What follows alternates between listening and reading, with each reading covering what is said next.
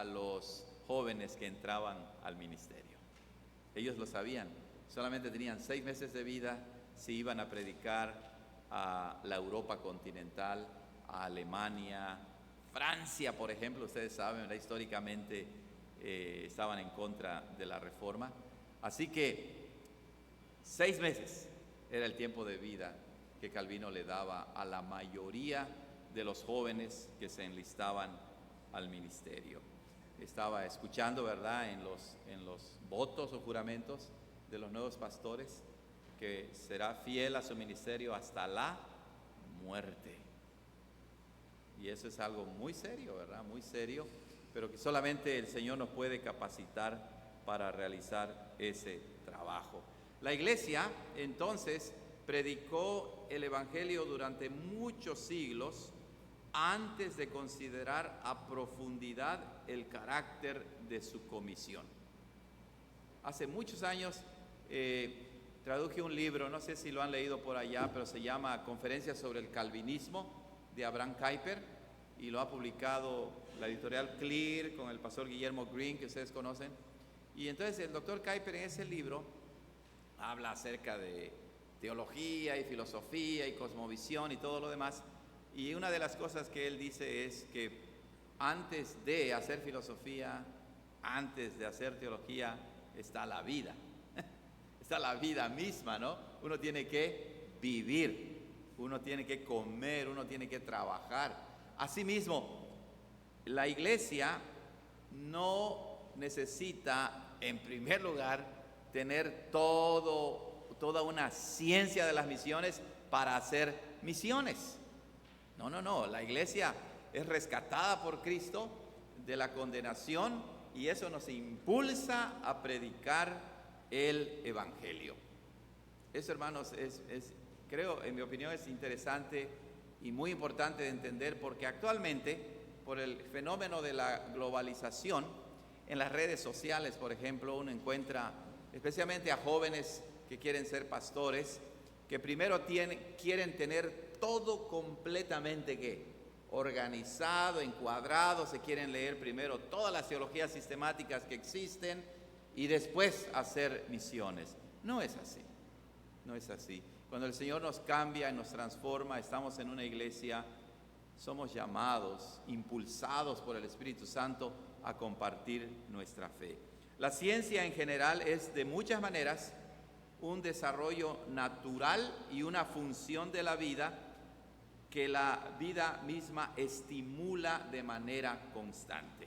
Es decir, ¿cómo aprendemos a desarrollar una ciencia de las misiones? Solamente haciendo misiones.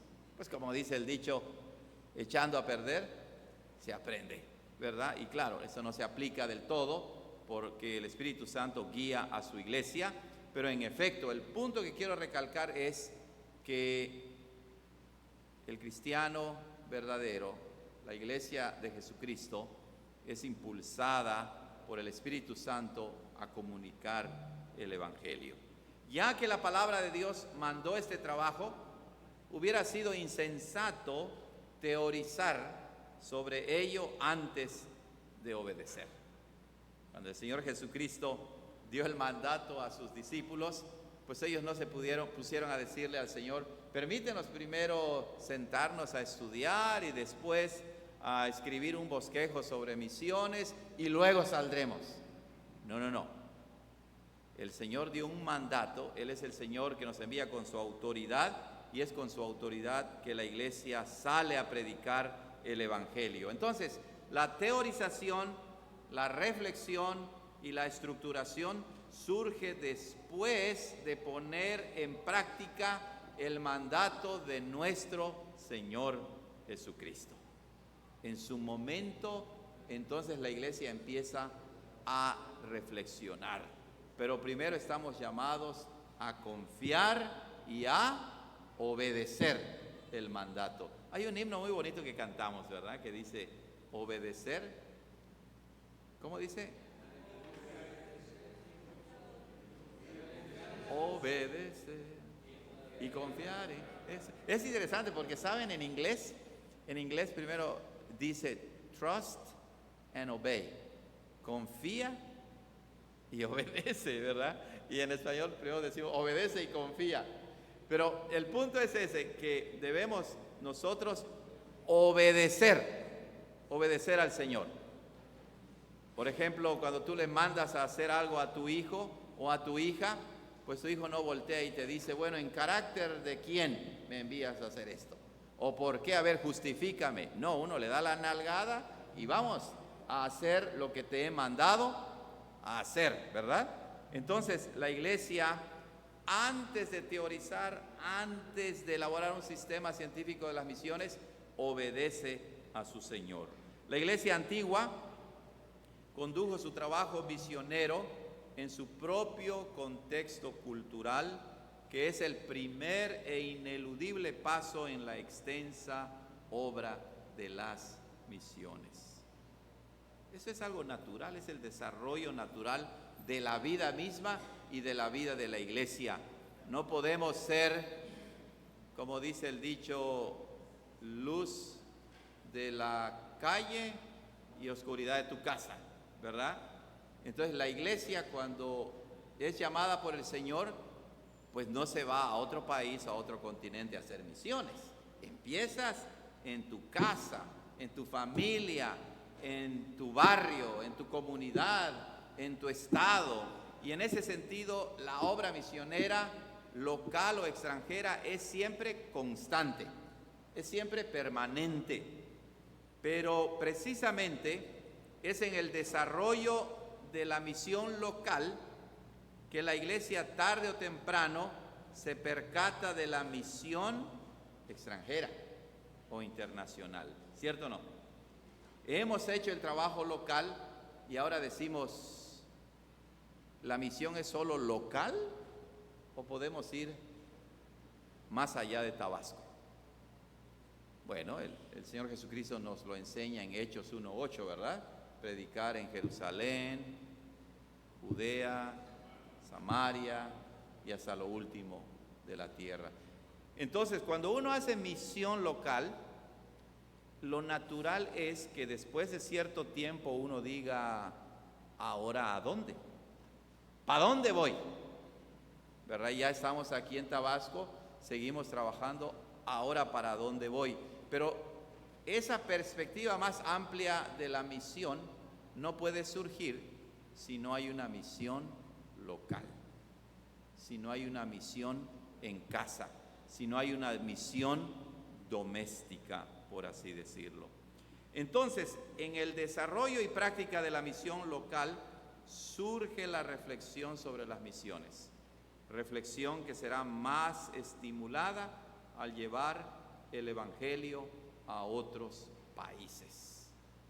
Incluso ahora con este fenómeno de las redes sociales y de la globalización, aún haciendo misiones locales, surgen inquietudes, surgen preguntas, surgen temas que nunca pensamos considerar. Y entonces, cuando vamos a las misiones en el extranjero, pues surgirán todavía más preguntas sobre la naturaleza de la misión.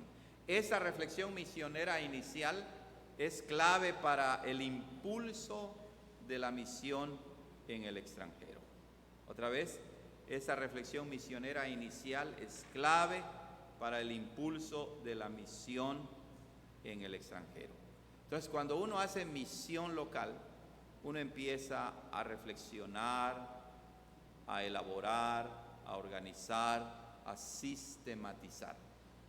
Y eso es lo que nos va a impulsar para hacer misiones de una manera correcta, que agrade a Dios. Digo esto por lo siguiente: en Estados Unidos,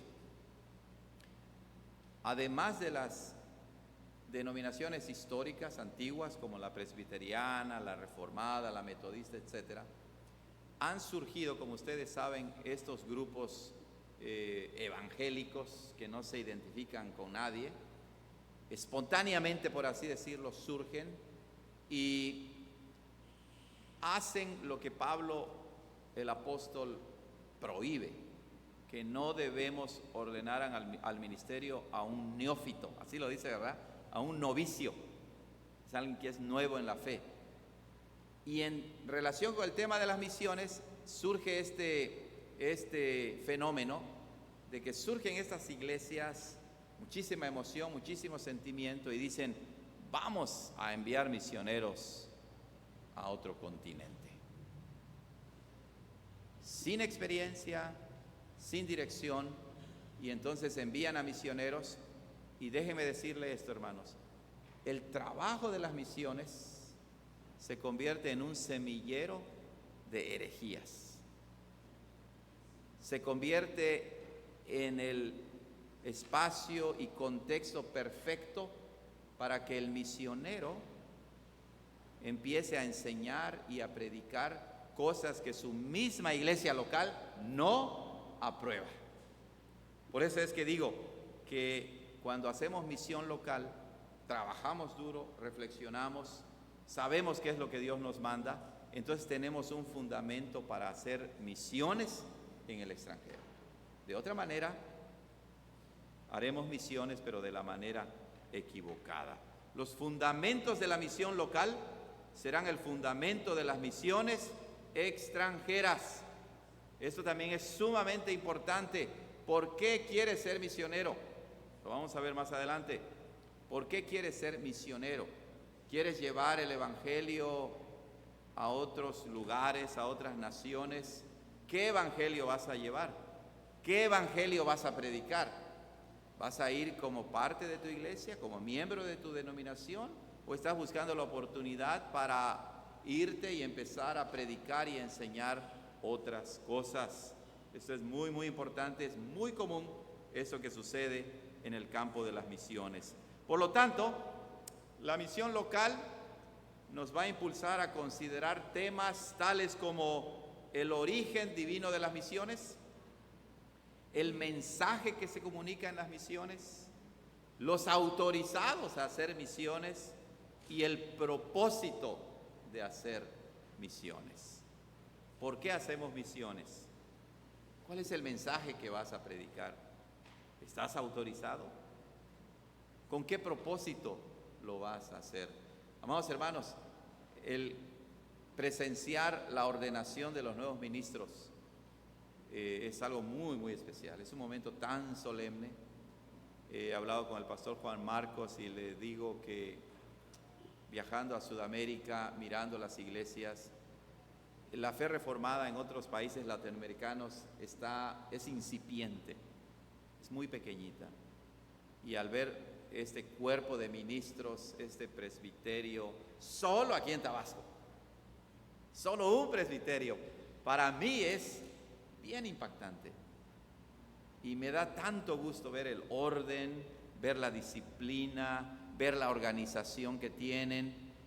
Yo prefiero trabajar con una denominación así, con un presbiterio así, que me está enviando, al que tengo que rendir cuentas, y no voy a ser un misionero tipo llanero solitario. Esto es algo tremendamente hermoso, de muchísima bendición. Si no se tiene claro el porqué y el cómo de la misión local, la misión en el extranjero no se desarrollará o se desarrollará erróneamente. La práctica hace al maestro también. Este dicho es un dicho aplicado a esta obra de las misiones. Miren, una de las razones de por qué generalmente vengo solo representando a mi denominación en Estados Unidos es porque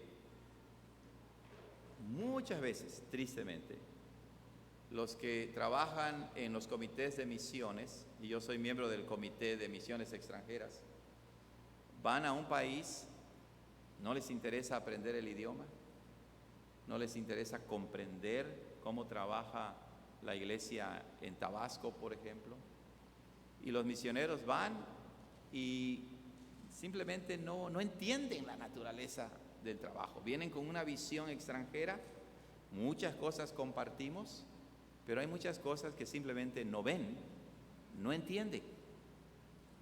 Y por eso el doctor Babin, cuando escribió este libro, se percató de ello. Estamos tomando de él y él mismo se da cuenta que cuando no hay un buen trabajo misionero, cuando no se trabaja en unión con la iglesia, el trabajo en el extranjero será terrible, muy terrible. Por lo tanto, el prerequisito de la misión en el exterior es hacer misión en el interior. No puede ser de otra manera, ya que la misión local es el fruto natural del amor a Dios por la gran salvación que nos ha dado. Queremos compartir el Evangelio con todos los que nos rodean. Eso es lo que queremos. Por ejemplo, yo vengo a ustedes, y a veces nosotros como hispanos somos culpables de esos también. ¿Cuántas veces me he encontrado, verdad, en los viajes que he hecho, que va a hablar el pastor chaparrito y morenito, ¿verdad? Ok, está bien, pero va a hablar el gringo, ¿no? Y ahí van todos, aunque no le entiendan nada. Primero porque el gringo ni habla español, ¿verdad? Entonces, nosotros cometemos ese error en que pensamos que los que vienen de otros países nos van a traer algo, comentaba con el pastor Juan Marcos, ¿verdad? Como que a veces pensamos que nos van a traer algo más elevado que el Evangelio. ¿Puede haber algo más elevado que el Evangelio? No, hermanos, es el mismo Evangelio que ustedes tienen, que nosotros tenemos. Y le decía al hermano, si yo llego con algo diferente, ay de mí, en realidad. No deben escucharme. En este momento me debo bajar del púlpito y salirme. Pablo nunca había ido a Roma, ¿lo recuerdan en Romanos 1? Nunca había ido a Roma. Como pastor, al menos no había ido. Y entonces él dice en Romanos 1, tengo muchas ganas de ir a ustedes y de compartirles, ¿qué cosa? El Evangelio. Es eso, compartirles el Evangelio. No hay otro mensaje que compartir. Y claro que cuando se lleva a cabo la tarea misionera en el exterior, en otros países, culturas e idiomas, entonces la reflexión misionera, como su propósito, su origen, su alcance, etcétera, se expande y profundiza todavía más. ¿Alguna pregunta, hermanos? Comentarios hasta aquí sobre esta introducción a la ciencia de las misiones. Me quedo sorprendido cuando ustedes me dicen, bueno, está la iglesia fundadora y tenemos varios campos. Es algo muy bonito. ¿Saben? En Estados Unidos eso no es común, hermanos. La obra misionera local en Estados Unidos, no en todas las iglesias, no en todas las denominaciones, pero en muchísimas de ellas no se practica. Se ha llegado a un punto de estancamiento, a un punto incluso de secularización, o se meten ideas liberales dentro de la iglesia. Pues ¿para qué evangelizas, verdad? ¿Para qué haces misiones? Pero vengo aquí y escucho, una iglesia tiene a cargo 3 campos, 4 campos, 5 campos. Y digo, oh, qué impresionante es esto. Ese es el trabajo que se debe hacer. Y ustedes saben que en el trabajo que hacen reflexionan, se autopreguntan, eso es correcto. Y claro, al ir a otro país, se profundiza y se amplifica todavía más nuestra reflexión sobre las misiones. Comentarios, hermanos, alguna pregunta que tengan hasta ahora. Pastor.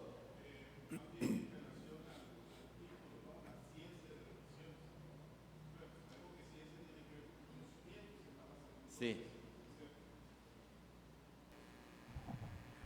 En relación al título, ¿no? La ciencia de las misiones, ciencia, conocimiento. Sí. Entonces, lo que tenemos que entender es conocimiento de las misiones basado en las escrituras, ¿no? Así es. Como tal. Correcto, pastor. Un conocimiento teológico y práctico, ¿verdad? Y práctico. Así es. Muy bien. ¿Alguien más, hermanos? Continuemos entonces. Es muy importante, por otro lado, que comprendamos que una cosa es hacer misiones precisamente y otra es desarrollar una ciencia de las misiones. Aunque la segunda, la ciencia de las misiones, es desarrollo natural de la primera. Ambas están en diálogo constante, pero el impulso natural es la misión local, no teorizar sobre la misión. Al invertirse el orden, suceden varias cosas anormales que obstaculizan el trabajo misionero. Si se invierte el orden, se invierte el orden natural bíblico. El mandato de Jesús debe obedecerse antes que teorizarse. Esto es así debido a que aceptamos el mandato divino de Jesús como la voluntad perfecta y agradable de Dios. No la ponemos en duda. Hay muchos libros sobre misiones que en realidad lo que están haciendo es poner en duda la palabra y quieren, cuando hablan de contextualización, que tiene su lugar, cuando hablan de la relevancia de la misión, que tiene su lugar, lo que quieren decir es no cómo acomodar la cultura al evangelio, sino viceversa. Cómo acomodar el evangelio a la cultura hasta el grado de que se cambia el evangelio. Y nosotros no queremos hacer eso. Si el Señor dice que debemos evangelizar, lo hacemos porque creemos que la palabra de Dios es inspirada, ¿verdad? Es inerrante y el Señor tiene toda autoridad en los cielos y en la tierra y por eso le obedecemos y decimos, sí Señor, heme aquí, envíame a mí. Si se invierte el orden, otro resultado es que se descuida el trabajo misionero debido a consideraciones de índole teológicas, doctrinales, teóricas, que aunque tienen su debida importancia y lugar, no deben detener, retrasar o peor aún, impedir su trabajo misionero. Cuando estaba en el seminario reformado, conservador, confesional, llegó un estudiante del estado de Michigan, donde es como el cuartel general de las iglesias reformadas. Históricamente la conexión con la PECUSA y la CRC, ¿verdad? La conexión con la CRC. Esta iglesia cristiana reformada tiene su sede en Michigan. En una ocasión fui allí, impresionante. Edificios grandes, parece como una ciudad allí. Pero ¿saben? Teorizan tanto,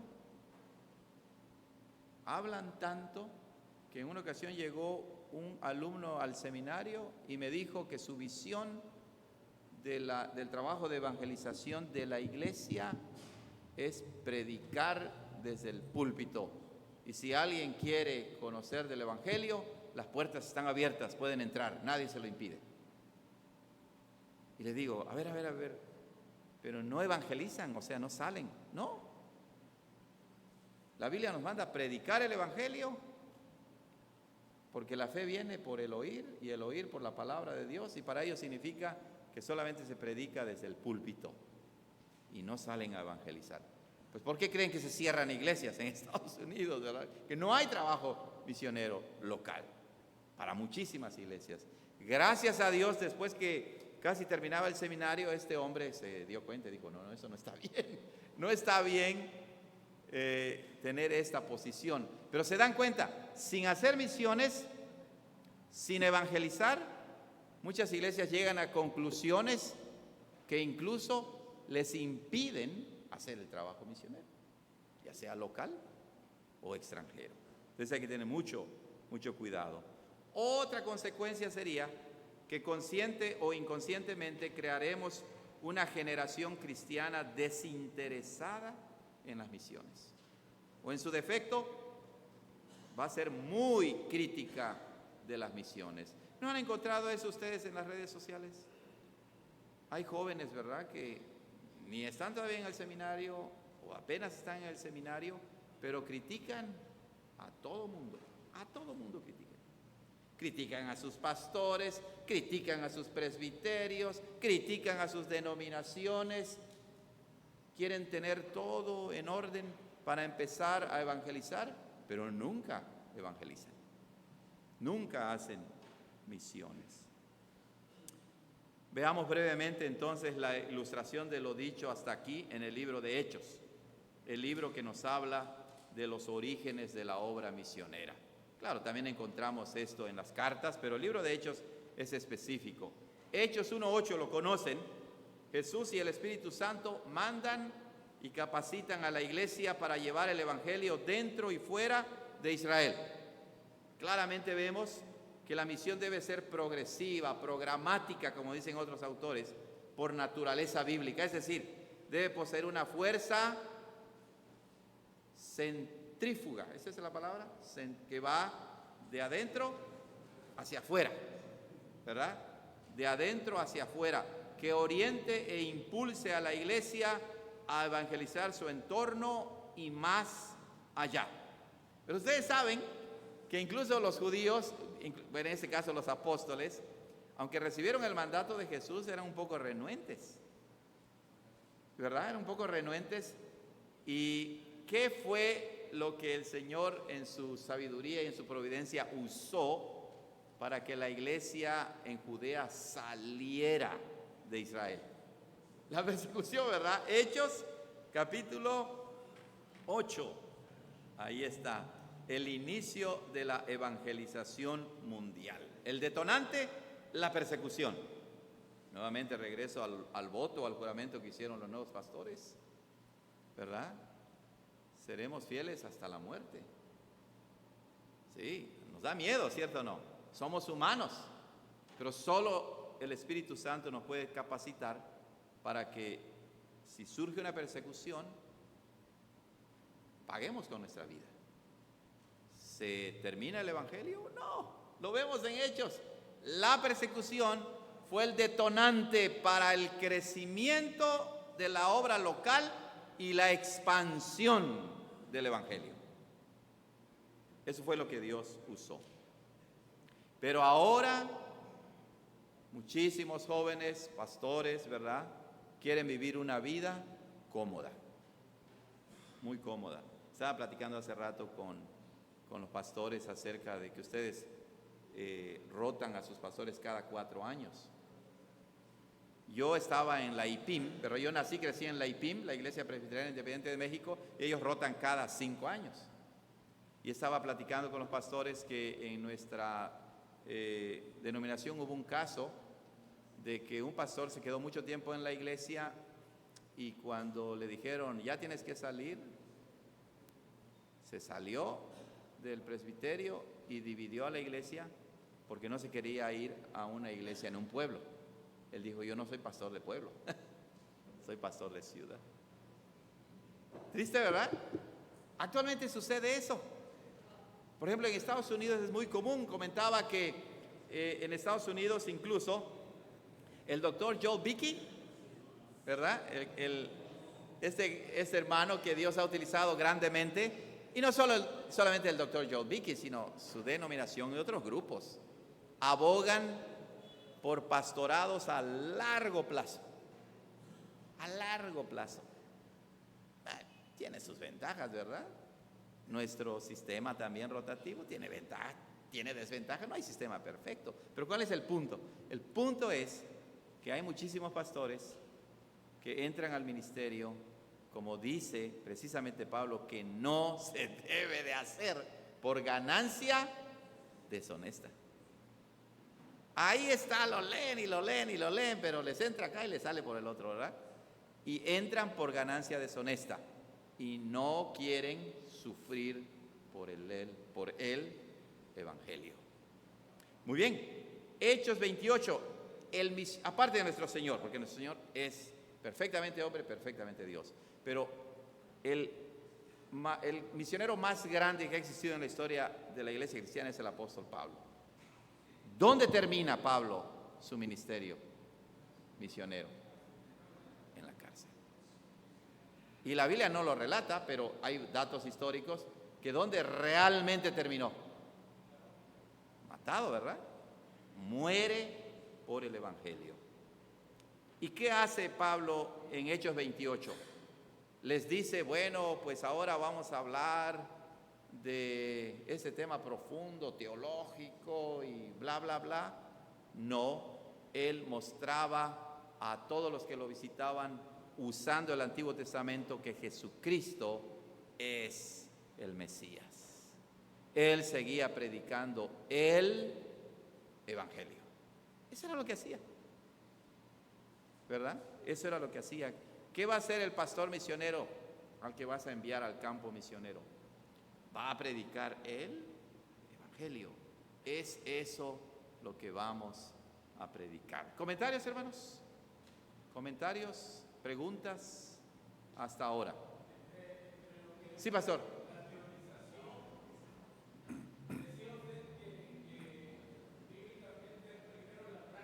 ¿Sí? Claro. Claro.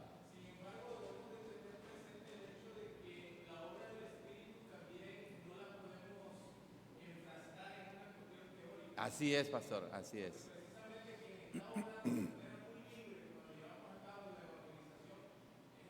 Claro, mira un ejemplo de lo que estaba diciendo hace rato. Cuando el doctor Vicky habló acerca del ministerio pastoral a largo plazo, o sea, un pastor se puede quedar en una iglesia si quiere toda su vida. Muchos abogan por eso, muchos no. Pero comentábamos que nosotros no podemos, este es un tema de libertad cristiana, ¿verdad? Si tu denominación dice quédate 30 años en una iglesia, bueno, pues está bien, pero eso no es un mandato bíblico, ¿verdad? Pero hay denominaciones y hay grupos que prácticamente si no lo haces como ellos lo hacen, no estás actuando bien. Como que ese es el único actuar que tiene el Espíritu Santo, de acuerdo a mi esquema, de acuerdo a mi teoría. Y mira, yo vengo aquí, ustedes se rotan cada 4 años y estoy impactado por el trabajo que hacen en Tabasco, la cantidad de iglesias y siguen creciendo. Ve a Estados Unidos y mira a esas iglesias con pastores a largo plazo. Ahí están, muchos de ellos, no todos, estancados. No hacen nada, no evangelizan. Yo mismo lo reconozco y digo, Señor, tengo que hacer más. Entonces, es verdad, la teorización, el hacer teología, no tiene el propósito de decirle al Espíritu Santo, de acuerdo a mi molde teológico, así vas a actuar. No. Gloria a Dios por eso, ¿verdad? Entonces, yo vengo aquí y digo, Señor, qué increíble, o sea, cómo estos hermanos usan principios bíblicos, trabajan de esta manera, yo no lo sabía, pero están avanzando, están creciendo. Entonces, hay unidad, pero no queremos uniformidad. Eso es diferente. No queremos eso. ¿Alguien más, hermanos? Sí, pastor.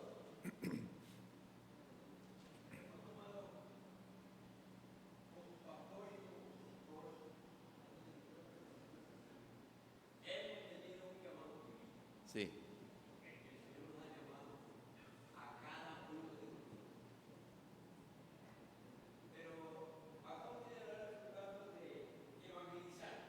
Sí. Amén. Así es, pastor.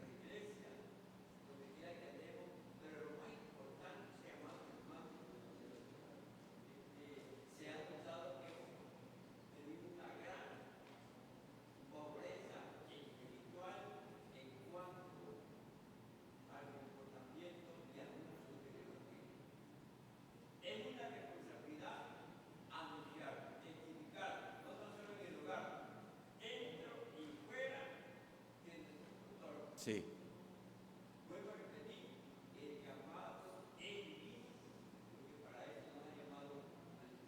Amén, amén.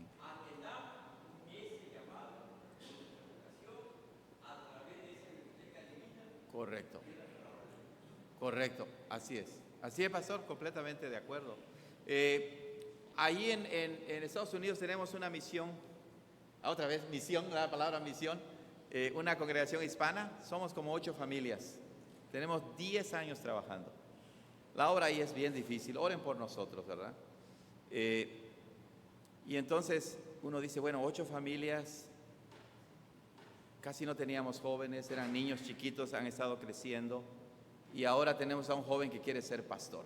Para nosotros eso es, bueno, para todos, ¿verdad? Cuando hay un joven que expresa su deseo de ser pastor, es increíble. Pero digo esto por lo siguiente, en lo que dice nuestro pastor. En realidad, cuando nos subimos al púlpito y predicamos con pasión, por amor al Evangelio, a la obra de Cristo, entonces el pastor infunde en su congregación ese mismo deseo, ¿cierto o no? Pero si uno se sube al púlpito y la gente se duerme, ¿verdad? Y como me decía un pastor, se sube a leer su sermón y esto y lo demás, pues no vemos esa pasión por el Evangelio. Entonces realmente tenemos una gran responsabilidad. Es que cuando nos subimos al púlpito somos ejemplo de muchas maneras, ¿verdad? Y debemos ser ejemplo para ese trabajo de la evangelización o de las misiones. Muy bien. Entonces, pastor. Sí.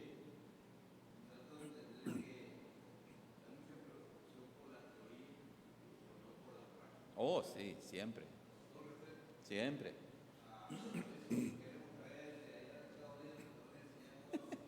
Así es. Así es. Así es, pastor.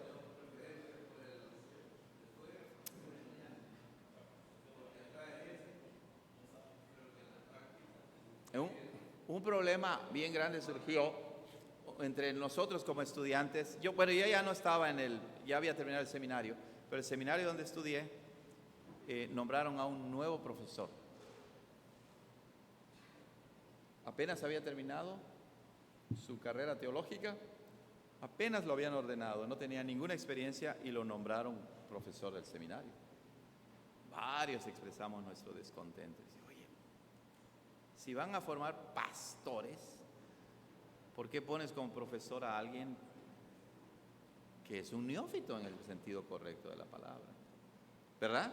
Y déjenme decirles, ustedes van a las bibliotecas de los seminarios. Antes a mí me impactaba esto y tiene su lugar.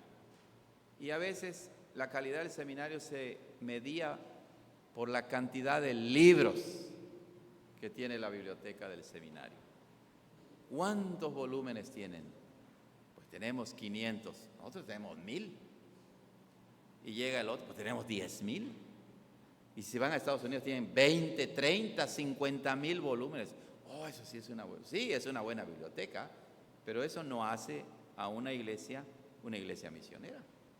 Ahí están los libros, muchos libros. Los libros tienen su lugar, pero estamos llamados a comunicar el Evangelio, a predicar el Evangelio. Sí, realmente uno puede sobreteorizar, sobrereflexionar al grado que nos detiene en nuestro trabajo misionero. Bueno, la teoría de las misiones y sus problemas ahora. Algunas preguntas importantes, y creo que esto es relevante para todos nosotros, ¿verdad? Siempre que la labor misionera se lleva a cabo con toda seriedad, surgen problemas. Vamos a preguntarnos primeramente, ¿cuál es la base de la obra misionera?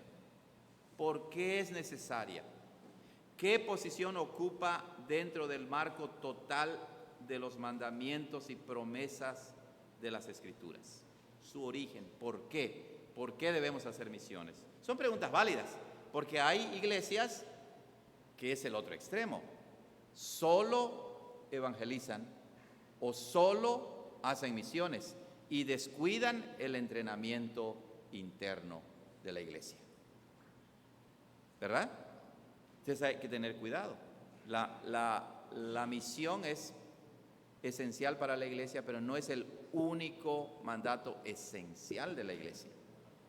Entonces, esa es una pregunta que debemos hacernos. Para establecer la base correcta de las misiones, Es necesario reflexionar sobre la motivación detrás del trabajo misionero y determinar la motivación bíblica de las misiones. ¿Por qué quieres ser misionero? Debe ser la pregunta. ¿Tienes simpatía hacia los que no conocen a Cristo? Bueno, todos debemos tener simpatía, empatía, ¿verdad? Todos debemos decir, queremos que conozcan el Evangelio. ¿Pero es solamente eso? A veces es una motivación puramente emocional. Es válido, tiene su lugar, pero si solo es eso hay que tener mucho cuidado. ¿O es obediencia a los mandamientos de Dios para enviar a los misioneros? Claro, como dijimos, hay que obedecer. Pero debemos tener claro por qué quieres llevar el Evangelio a otros lugares. La historia de las misiones, hermanos, exhibe, dice el doctor Bavinck, una gran diversidad en la motivación para las misiones. ¿Qué te motiva? Y él señala algunos puntos y ustedes pueden agregar a esos puntos. Por ejemplo, él dice, un punto de vista ascético de la vida que escoge las misiones como una forma de autonegación o sacrificio. Es cierto, hay gente que de alguna u otra forma siente que ha fallado a Dios, siente que ha pecado y siente que necesita hacer algo para satisfacer a Dios. ¿Es malo arrepentirse? ¿Es malo decir, Señor, ayúdame, quiero servirte? Pero entonces se va a las misiones para como autosacrificarse solamente. ¿Será esa una base válida para hacer misiones? Hay mucha gente así, mucha gente que está entre las iglesias y quieren ir para acallar su conciencia solamente. El doctor Bavinck dice, no, ese no es el motivo principal. Puede tener su lugar, pero no debe ser el motivo principal. El otro es acelerar la segunda venida de Cristo. Obviamente, en la Santa Cena, háganlo en memoria de mí, ¿verdad? Hasta que Él venga.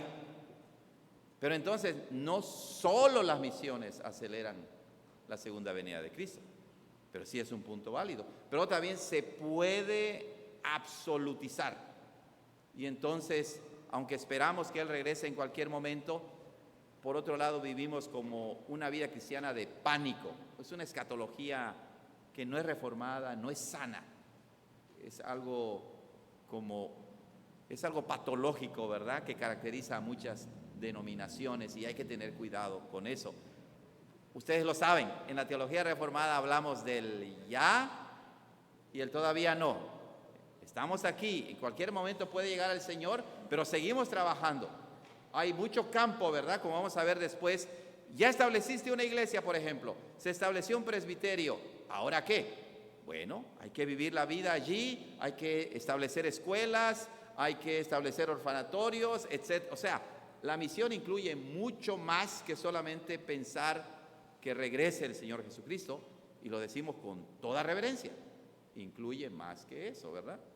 O hay una tendencia a propagar la cultura occidental, considerada como muy superior a todas las otras formas de vida, y a eso se le llama colonialismo.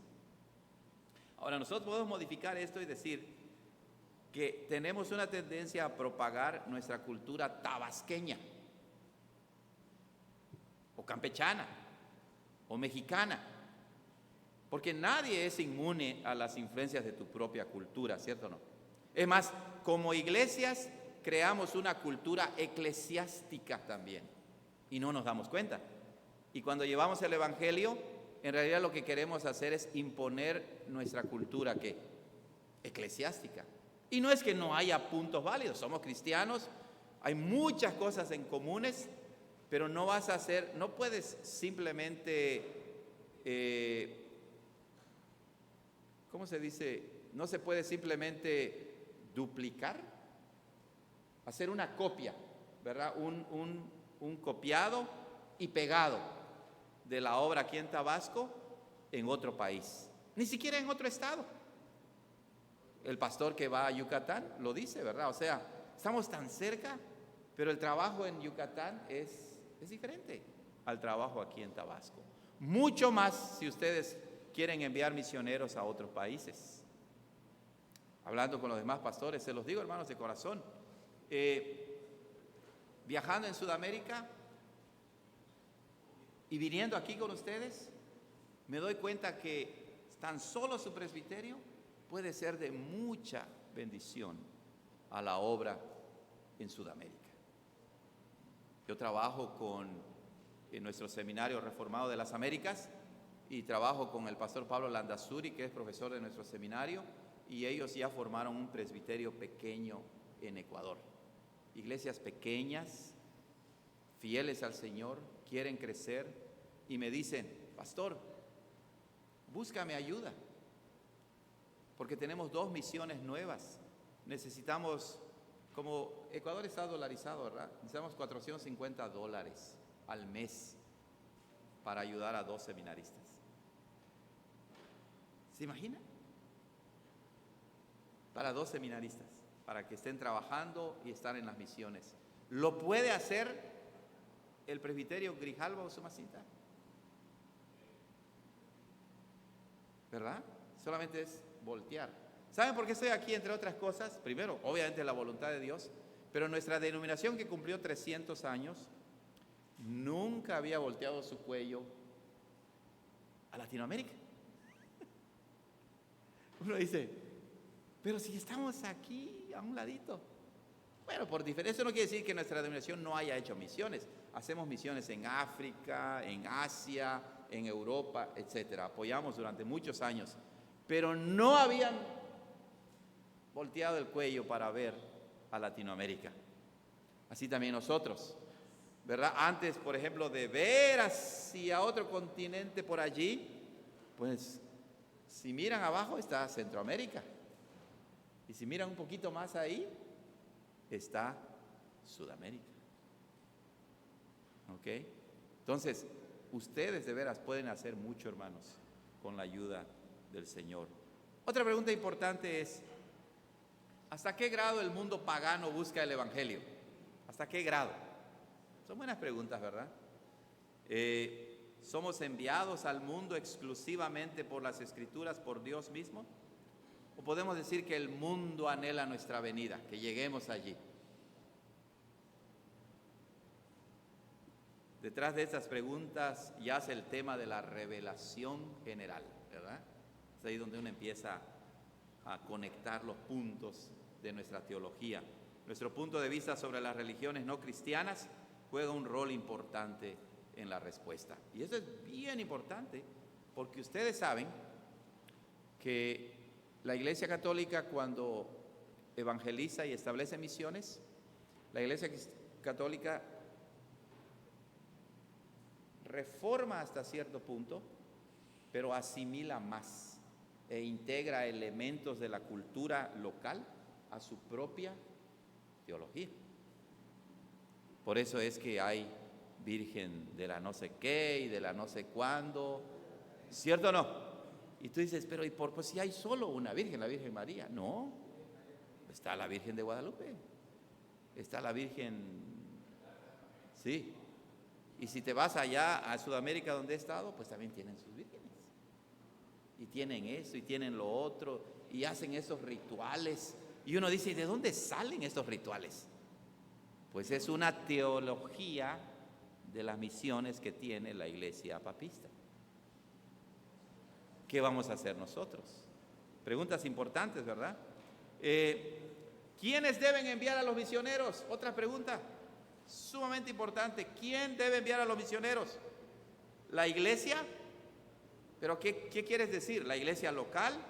¿El presbiterio? ¿El sínodo? ¿La asamblea general? ¿Todos juntos? ¿Una agencia misionera dentro de la iglesia? ¿O una agencia misionera fuera de la iglesia? ¿O me envío yo solo?